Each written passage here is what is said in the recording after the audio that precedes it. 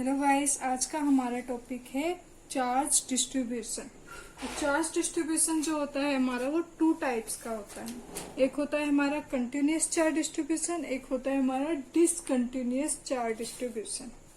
ठीक है, तो कंटिन्यूअस चार्ज डिस्ट्रीब्यूशन का मतलब क्या है कि अगर हम किसी भी ऑब्जेक्ट को इलेक्ट्रिकली चार्ज करते हैं और जो उसमें चार्ज हो वो यूनिफॉर्मली हो तो उसे हम कंटिन्यूअस चार्ज डिस्ट्रीब्यूट कहते हैं। यानी किसी भी ऑब्जेक्ट को इलेक्ट्रिकली चार्ज करना और डिस्ट्रीब्यूशन ऑफ चार्ज जो हो वो यूनिफॉर्मली हो तो उसे हम कंटिन्यूअस चार्ज बोलते हैं। डिसकंटिन्यूअस चार्ज डिस्ट्रीब्यूशन का मतलब क्या होता है, किसी भी ऑब्जेक्ट को इलेक्ट्रिकली चार्ज करो और वो अनयूनिफॉर्म चार्ज हो, अनयूनिफॉर्म चार्ज डिस्ट्रीब्यूशन हो तो उसे हम डिसकंटिन्यूअस चार्ज डिस्ट्रीब्यूशन बोलते हैं। जैसे कि हम इस तरीके से लिख सकते हैं कि हमने एक ऑब्जेक्ट को इलेक्ट्रिकली चार्ज किया और यहाँ पे चार्जेस इस तरीके से डिस्ट्रीब्यूट है, यहाँ पे इस अमाउंट में, यहाँ इस अमाउंट में, यानी डिफरेंट पॉइंट में डिफरेंट चार्ज डिस्ट्रीब्यूट होंगे। लेकिन कंटिन्यूअस चार्ज डिस्ट्रीब्यूशन के अंदर क्या होता है कि ओवरऑल सरफेस हमारा जो चार्ज डिस्ट्रीब्यूशन होता है वो यूनिफॉर्म होता है, तो इसे हम कंटिन्यूअस चार्ज डिस्ट्रीब्यूशन बोलते हैं। Got it my point?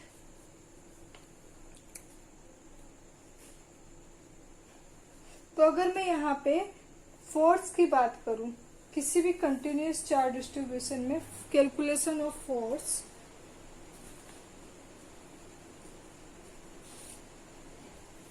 calculation of force on a charge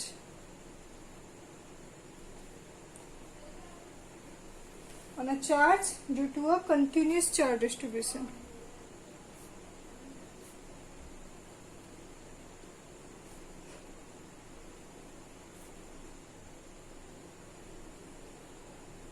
तो हम यहाँ पे एक ऑब्जेक्ट लेते हैं जो कि यूनिफॉर्मली चार्ज है, गॉट इट माय पॉइंट, और एक हमने टेस्ट चार्ज ले लिया Q नॉट। अब यहाँ पे हम इस पॉइंट से लेके इस पॉइंट तक का हम यहाँ पे इलेक्ट्रिक फोर्स निकालेंगे।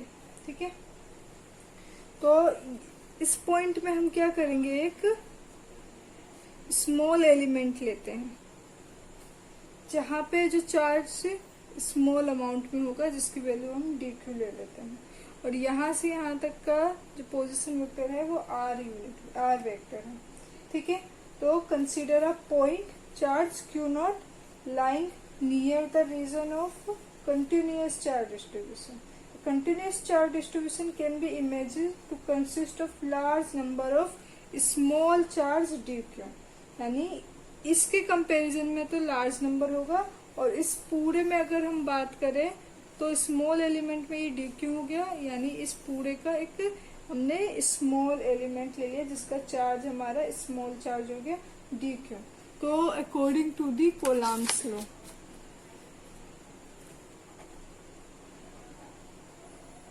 According to the Coulomb's law, इसकी स्पेलिंग गलत हो गई, कोलम्ब्स। तो कोलम्ब्स लॉ का फॉर्मूला हमें पता है, the force on point charge Q nought due to the small charge dq। The force on point charge Q nought due to the small charge dq। ठीक है, तो यहाँ पे जो फोर्स एक्सपीरियंस होगा इस पॉइंट पर डी, तो हमने स्मॉल एलिमेंट लिया तो स्मॉल फोर्स अप्लाई होगा जिसकी वैल्यू क्या होगी 1/4 pi epsilon Q not dq upon में r स्क्वायर। अब ये फोर्स जो है हमारा वेक्टर क्वांटिटी में है तो r यूनिट वेक्टर हमने यहाँ पे ले लिया। यूनिट वेक्टर आपको पता होगा क्या होता है, unit vector r vector upon में उसका मैग्नीट्यूड। ठीक है, इसे हम ये बोलते हैं। एक चीज ध्यान रखना कि जो unit vector pointing from the small charge dq toward the point charge Q nought है, ठीक है। तो प्रिंसिपल ऑफ सुपरपोजिशन की बात करें हम, तो Q not is the vector sum of force exit by such small charge D Q. तो जो हमारा क्यू नॉट है वो क्या करेगा, एक्सपीरियंस करेगा एक फोर्स जो कि पूरे स्मॉल चार्ज जो डी क्यू है उसके थ्रू वहां पे लग रहा है। तो हमारा अगर हम इंटीग्रेट कर they both side, integration on both side,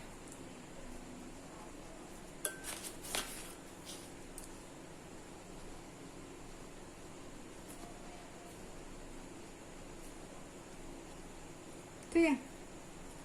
तो ये हो जाएगा हमारा एफ फैक्टर, यानी हमने इंटीग्रेशन कर दिया डी एफ का।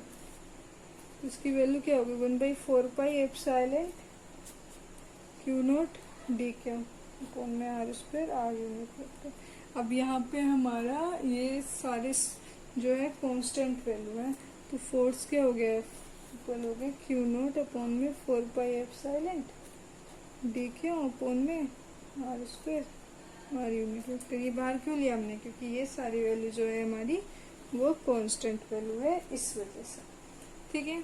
चार्ज डिस्ट्रीब्यूशन आपको समझ आ गया। अब जो हमारा कंटिन्यूअस चार्ज डिस्ट्रीब्यूशन होता है वो 3 टाइप्स के होते हैं। कितने टाइप्स के होते हैं, 3 टाइप्स के। तो पहला जो है हमारा वो है volume charge distribution.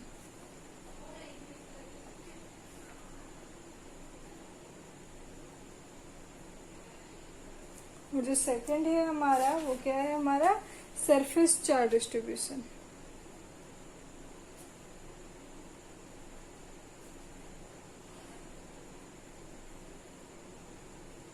And third one is line charge distribution.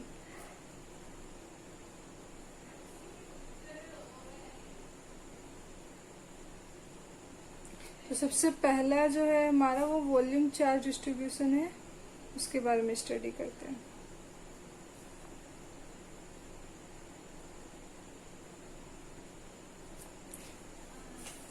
Volume charge distribution का मतलब क्या होता है कि हम यहाँ पे जो चार्ज डिस्ट्रीब्यूशन पढ़ेंगे वो ओवर द 3 डायमेंशनल के वो पढ़ेंगे, 3 डायमेंशनल वॉल्यूम के पढ़ेंगे, ठीक है। जिसका रीजन हम वी ले लेते हैं, समझ में आया। यानी हम यहाँ पे जो चार्ज डिस्ट्रीब्यूशन पढ़ेंगे spread over a 3 dimensional volume, got it my point. तो हम यहाँ पे एक हमारा इस तरीके से हो गया जहाँ पे चार्ज डिस्ट्रीब्यूट है, पॉजिटिव यूनिफॉर्मली चार्ज डिस्ट्रीब्यूटेड है।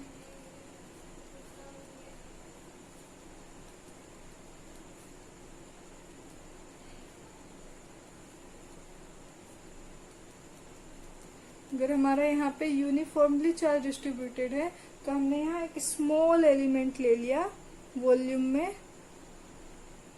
ठीक है। इसका डीवी ले लेते हैं हम, स्मॉल चार्ज। और यहाँ पे हमारा एक ट्रेस चार्ज हो गया क्यू नॉट, और इन दोनों के बीच का जो डिस्टेंस है हमारा वो क्या हो गया, हमारा आर वेक्टर। यहाँ से यहाँ तक ये हो गया हमारा आर वेक्टर, ठीक है। तो ये हो गया हमारा। अब हमें यहाँ पे वॉल्यूम चार्ज डेंसिटी को डिफाइन करना है। वॉल्यूम चार्ज डेंसिटी क्या होता है, जिसे हम रो बोलते हैं, रो से डिनोट किया जाता है volume charge density. Volume charge density को कैसे डिफाइन कर सकते हैं, वो it is the any point of this volume charge content per unit volume. यानी charge content per unit volume को हम क्या बोलेंगे, वॉल्यूम चार्ज डेंसिटी बोलेंगे, ठीक है। We define the volume charge density at any point in this volume, at the any point in this volume as the charge content per unit volume at that point। यानी रो जो होगा हमारा charge पर unit volume होगा, ठीक है। अब इसमें बहुत बार पूछ लिया जाता है इसकी यूनिट, ठीक है। डीक्यू की यूनिट चार्ज है तो इसके क्या होगा, कॉलम। वॉल्यूम है तो वॉल्यूम का क्या होता है हमारा, मीटर, ठीक है। तो इसकी एसआई यूनिट रो की क्या हो जाएगी, इस तरीके से हम लिखेंगे। जो यहाँ पे हमारा चार्ज है वो क्या है, ओवर द इंटायर सरफेस क्या होगा, वो डिस्ट्रीब्यूट है। तो अगर देखा जाए तो अगर यहाँ पे हम इसकी बात करें, एक स्फेयर हो ये और वो 3D डायमेंशन में हो, तो रो की वैल्यू क्या होगी हमारी क्यू ओवर द, यहाँ पे पूरे में चार्ज क्यू है, ठीक है। और वॉल्यूम क्या हो जाएगा अगर वो एक स्फेयर है तो 4/3 पाई आर क्यू, ठीक है।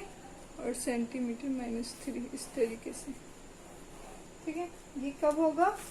If A charge Q is distributed over the entire volume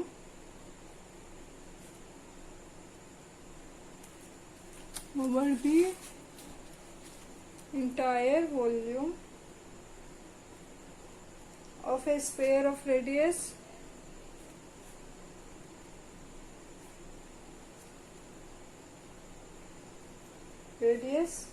r, ठीक है। देन वॉल्यूम चार्ज डेंसिटी हमारा इस तरीके से हो जाएगा।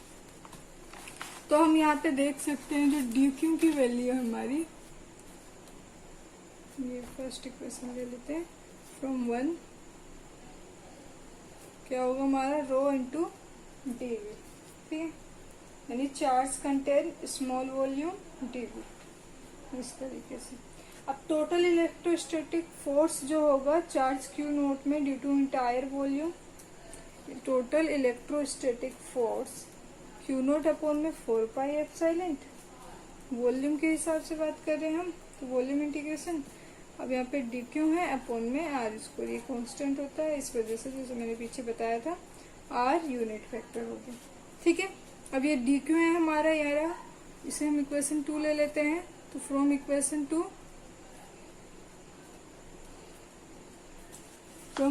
2 से हमारा क्या होगा यहाँ पर F V equals to Q nought 4 pi epsilon, और ये हो जाएगा हमारा रो, यहाँ पे जो है वो कांस्टेंट वैल्यू है, ठीक है। वॉल्यूम चार्ज डेंसिटी अगर कांस्टेंट नहीं है तो ये अंदर होगा रो डीवी अपॉन में R square R unit vector, ठीक है। तो हमारा इस तरीके से ये हो गया। अब इसका इलेक्ट्रिक फील्ड भी हम निकाल सकते हैं। इलेक्ट्रिक फील्ड क्या होता है हमारा, मैं यहाँ निकाल देती हूँ। ईवी इलेक्ट्रिक फील्ड क्या होगा हमारा एफ वी अपॉन में क्यू नोट, तो वो क्या हो जाएगी हमारी value 1/4 pi epsilon rho upon में R square D V R unit vector. अब हमारा जो नेक्स्ट है, अभी हमने वॉल्यूम चार्ज डेंसिटी कर लिया, अब हमारा नेक्स्ट क्या है surface charge density distribution, sorry surface charge distribution. यानी सरफेस आ गया तो सरफेस का मतलब यहाँ पे क्या होगा कि जो चार्ज डिस्ट्रीब्यूट होगा स्प्रेड ओवर ए 2 डायमेंशनल सरफेस। हमने जो पीछे किया था वो वॉल्यूम चार्ज डिस्ट्रीब्यूशन था, तो इसके अंदर क्या था हमारा 3D था। अब यहाँ पे सरफेस चार्ज डिस्ट्रीब्यूशन में क्या होगा 2D, यानी जो चार्ज डिस्ट्रीब्यूट होगा वो किस में होगा ओवर द 2 डायमेंशनल सरफेस में होगा, ठीक है। तो अगर मैं यहाँ पे एक सरफेस ले लूं और जिसके अंदर चार्ज डिस्ट्रीब्यूट जो है वो यूनिफॉर्मली है, क्योंकि हम क्या पढ़ रहे हैं यहाँ पर कंटिन्यूअस चार्ज डिस्ट्रीब्यूशन पढ़ रहे हैं इस वजह से। और यहाँ एक वॉल्यूम ले लिया हम, सरफेस ले लिया, 2D है ये इस तरीके से। अब यहाँ P पॉइंट है जिसमें एक टेस्ट चार्ज हो गया Q नॉट। अब यहाँ से यहाँ तक का जो डिस्टेंस होगा वो हो गया हमारा R यूनिट वेक्टर, और हमने यहाँ पे स्मॉल एलिमेंट ले लिया, ठीक है। वो सरफेस के अकॉर्डिंग हम इस तरीके से डिफाइन कर सकते हैं। द सरफेस चार्ज डेंसिटी क्या होगा, सरफेस चार्ज डेंसिटी।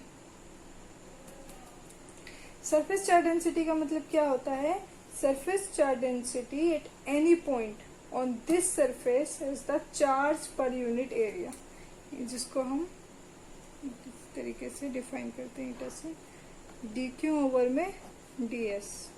ये क्या हो गया हमारा सरफेस चार्ज डेंसिटी हो गया। अब सरफेस चार्ज डेंसिटी का हमें यूनिट निकालना है कोलम, और डीएस है तो मीटर इनवर्स से स्क्वायर हो जाएगा इसका, ठीक है। इसका हमारा सॉरी यहाँ पे स्क्वायर आएगा यहाँ पे, तो सरफेस चार्ज डेंसिटी की यूनिट ये हो गई, ठीक है। अगर मैं ये बोलूं जैसे हमने पीछे किया था कि जो हमारा जो चार्ज जो यूनिफॉर्मली डिस्ट्रीब्यूट है एक सरफेस में, जो कि एक स्फेरिकल कंडक्टर होगा जिसका रेडियस आर होगा, तो सरफेस चार्ज डेंसिटी क्या होगी वहां पे, ये एक एग्जांपल है कि हमारा जो चार्ज डिस्ट्रीब्यूट हो रहा है और क्यू चार्ज पे हो, और वो जो हमारा सरफेस हो वो इस स्फेरिकली कंडक्टर हो जिसका रेडियस आर हो, तो वहां पे हमारा सरफेस एरिया ये हो जाएगा, और इस तरीके से हमारा सरफेस चार्ज डेंसिटी की वैल्यू ये हो जाएगी, ठीक है। अब यहाँ पे ये फर्स्ट इक्वेशन हो गया। फ्रॉम इक्वेशन 1 रो की, अब यहाँ पे डी क्यू की वैल्यू क्या हो गई हमारी, रो डी एस, ठीक है। अब total electrostatic force on charge Q nought due to entire surface S. अब हम इलेक्ट्रोस्टैटिक फोर्स क्या होगा हमारा, क्यू नॉट ओवर में 4 पाई एप्सिलॉन सरफेस पे आर स्क्वायर डी एस और इनफैक्टर, ठीक है। अब ये इस तरीके से इसका हो गया। इलेक्ट्रिक फील्ड की बात करते हैं। Electric field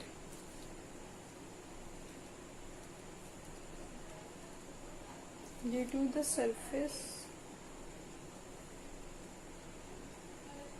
charge distribution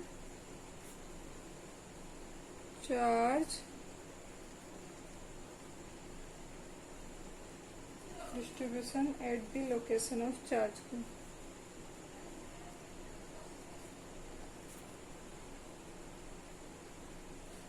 Q, ठीक है। तो इलेक्ट्रिक फील्ड क्या हो गया हमारा, एस एफ एस ओवर में क्यू नॉट की वैल्यू हो गई 1/4 pi epsilon integration over the surface upon में R square D S unit vector. हमारा लास्ट वन जो है वो है हमारा लाइन चार्ज डिस्ट्रीब्यूशन।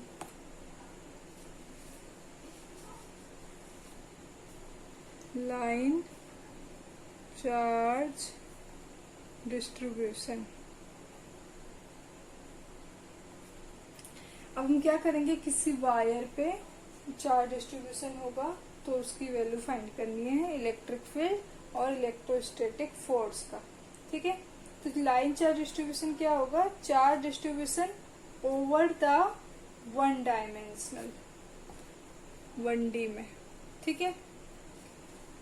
अब यहाँ पे हम एक लाइन ले सकते हैं एल, या फिर एक वायर हो गया, ठीक है, सर्कल फॉर्म में भी हो सकता है। लाइन चार्ज डिस्ट्रीब्यूशन की बात की गई है। अब लाइन चार्ज डेंसिटी क्या होता है,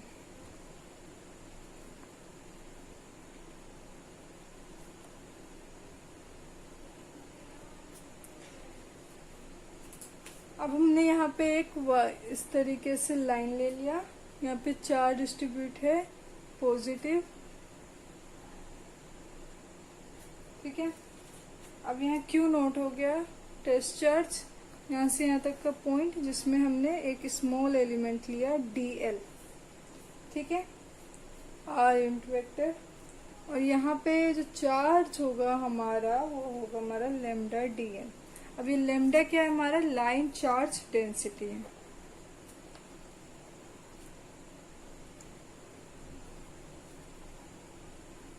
लाइन चार्ज डेंसिटी क्या होता है हमारा, dq ओवर dl, इस तरीके से, ठीक है। ये हो गया हमारा यहाँ पर लेमडा की वैल्यू। अब इसी तरीके से अगर मेरा जो क्यू है यूनिफॉर्मली डिस्ट्रीब्यूट हो over a ring of radius R, जो हमारा चार्ज डिस्ट्रीब्यूट हो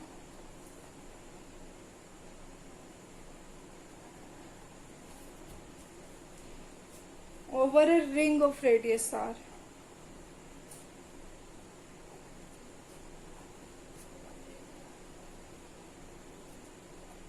तो अब हमारा लेमडा की वैल्यू क्या होगी, D Q over 2 pi R. इसकी यूनिट क्या होगी, coulomb metre inverse.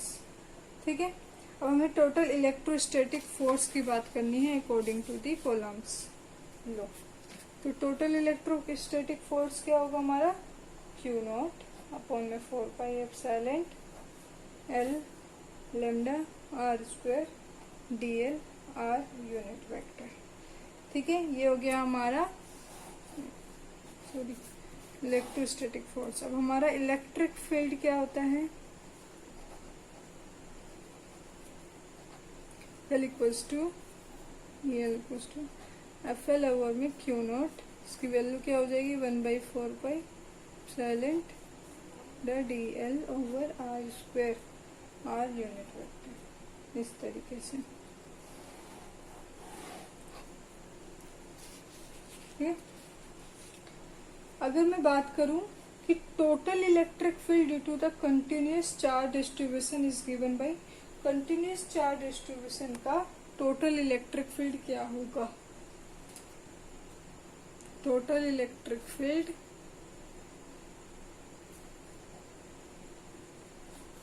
Continuous charge distribution,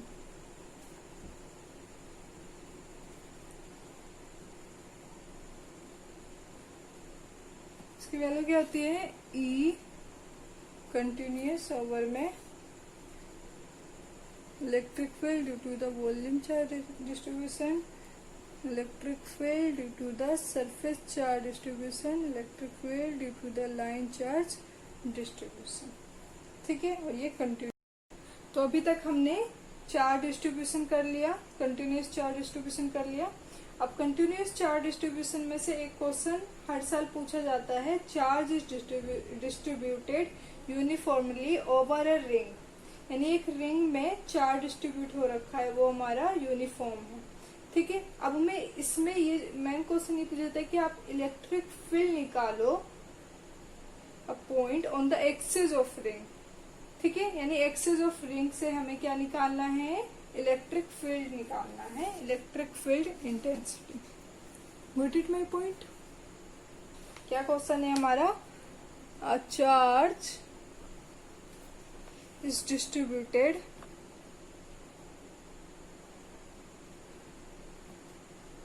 over a ring of radius a. Obtain an expression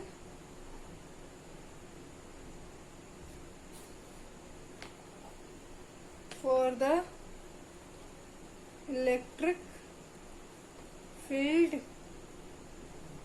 at a point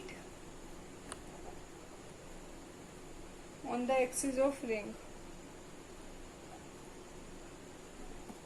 ठीक है, तो हमें यहाँ पे ये ध्यान देने की बात है, जो क्वेश्चन पूछा गया है वो क्या है, on the axis of ring.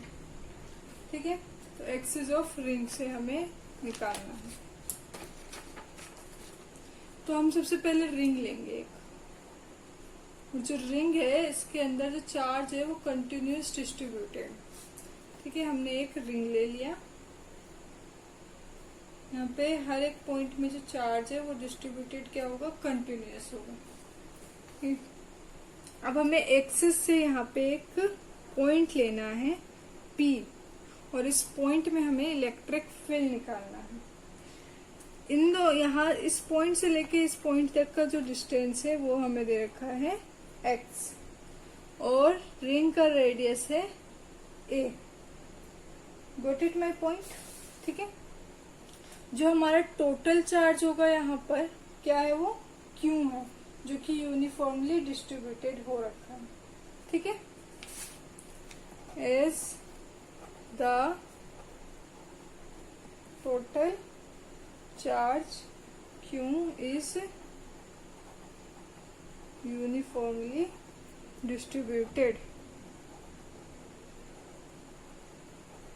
ठीक है, और जो uniformly distributed the charge DQ element होगा, यहाँ पे क्या करना है, हमें एक स्मॉल एलिमेंट लेना है यहाँ पे DL, जिसमें एक स्मॉल चार्ज होगा DQ, इस तरीके से। ठीक है, तो हमारा जो चार्ज होगा यहाँ पे स्मॉल, वो क्या हो गया, DQ हो गया।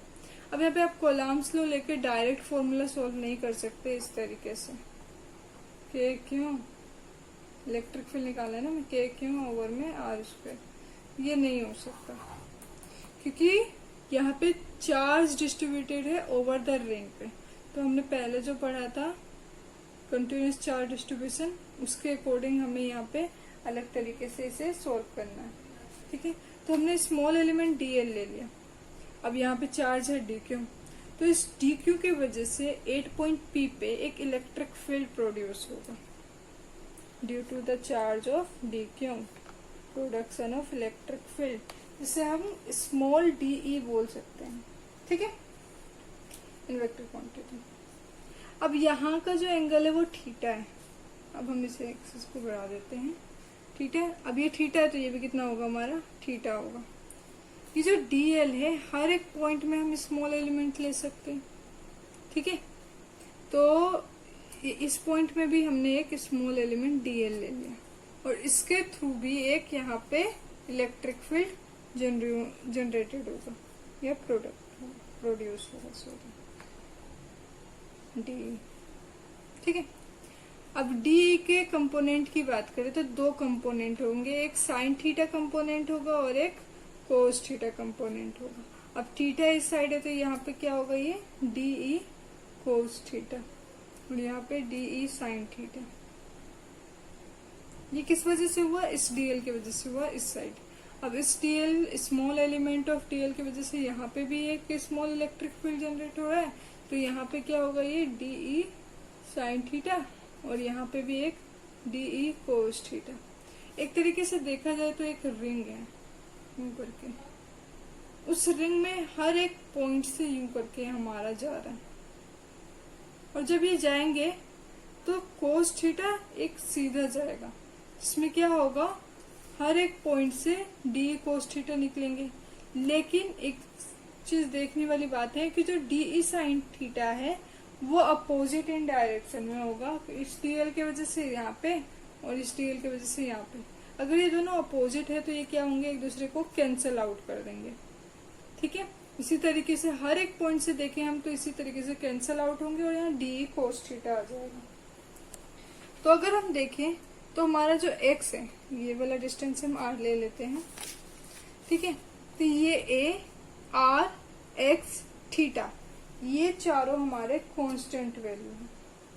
ठीक है, अब हम इलेक्ट्रिक फील्ड DE की बात करते हैं, तो नेट इलेक्ट्रिक फील्ड क्या होगा हमारा, वो होगा हमारा DE कोस थीटा।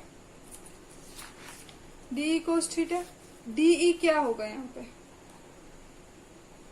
होगा क्यों के DQ ओवर में R स्क्वायर, यानी ये DE की वजह से, इसके थ्रू ही हमारा इलेक्ट्रिक फील्ड आ रहा था यहाँ पर DQ की वजह से, तो ये के DQ ओवर R स्क्वायर हो गया। अभी हम यहाँ वैल्यू पुट कर देंगे, के DQ over R square cos theta, हमारा इंटीग्रेशन। अब यहाँ पे कांस्टेंट वैल्यू देखो, जैसे मैंने बताया था कि थीटा कांस्टेंट होगा। अगर हम रिंग की बात करें तो हर एक पॉइंट से इस तरीके से गया, थीटा चेंज नहीं हो सकता, 8 पॉइंट P पे है वो, इस वजह से R भी चेंज नहीं होगा, X भी चेंज नहीं होगा, A भी चेंज नहीं होगा, थीटा चेंज नहीं, R चेंज नहीं, के तो कांस्टेंट होते हैं, तो ये हमारा कांस्टेंट वैल्यू बाहर आ गया। तो हमारे अंदर क्या बचा, DQ।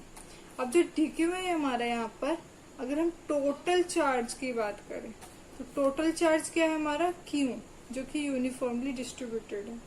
अगर Q चार्ज यूनिफॉर्मली डिस्ट्रीब्यूटेड है तो कोस थीटा, और ये क्या हो गया हमारा Q ओवर में R स्क्वायर।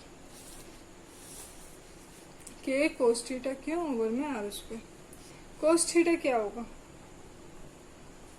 कोस थीटा की वैल्यू बताइए, एक्स बाई आर, ठीक है, बेस अपॉन में हाइपोटेनस।